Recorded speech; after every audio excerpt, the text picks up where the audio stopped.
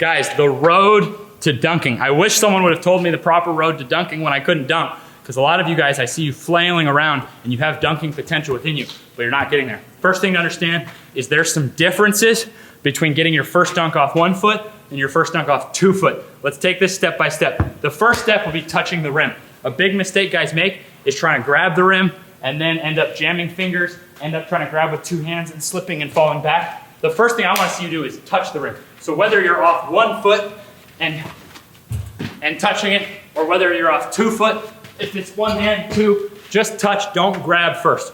Once you're touching and you can feel yourself touching easier, then start dunking an object. This is safer to practice dunking than it is trying to run up and grab the rim and be slipping and jamming your fingers. So when it comes to using a small object, it's still the same. 1 foot and 2 foot here. Using your arm, dunking, using your arm up to the small ball allows you to run up and use your arms.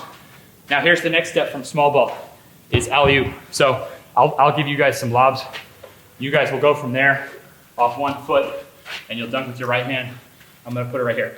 So it's a big mistake to jump from a small ball to try and dribble yourself. Because what you have with the small ball, you had full arm swing to jump. Full arm swing. Now guys try to go to dribble and the dribble is slowing them down too much and they can't, now you're trying to go here to jump. So we're gonna look at some techniques for this.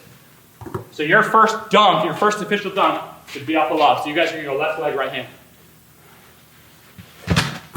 Good. Left leg, right hand.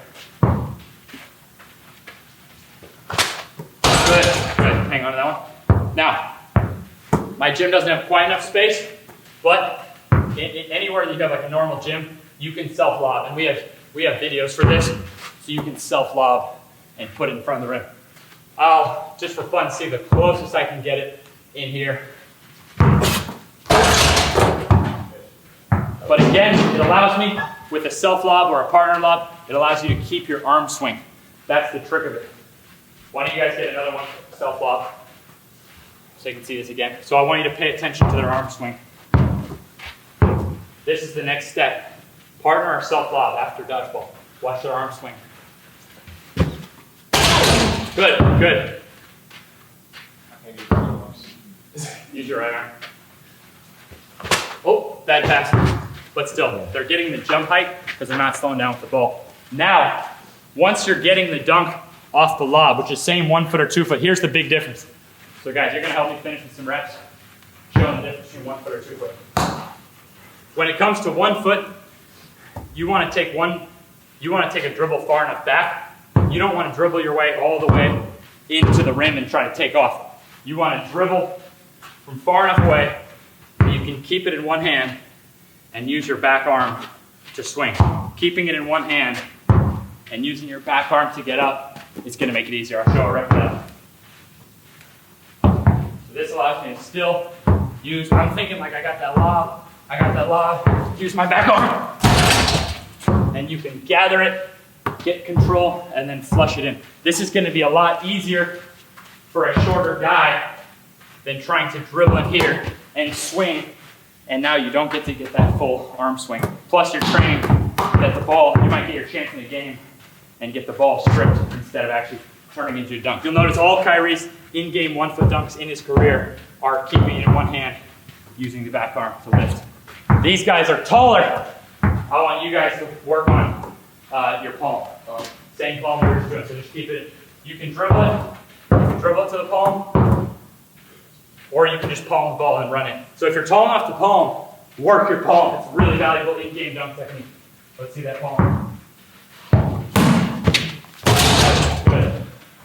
For you, just grip it. Yep, just grip it. Palm with the right. Yep. So just palming. Good.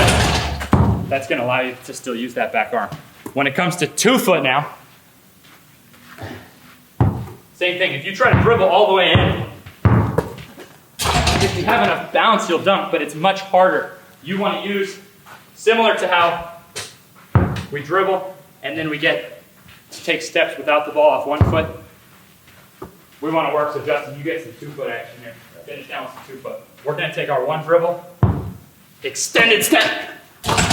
This gives us, since the ball hasn't hit 2 hands, your steps don't start counting until it does. This allows you, instead of trying to just dribble all the way up and dunk, it allows you to get more momentum into it. So I'll get one and you get one, Justin. So for 2 foot, stop dribbling here. Boom!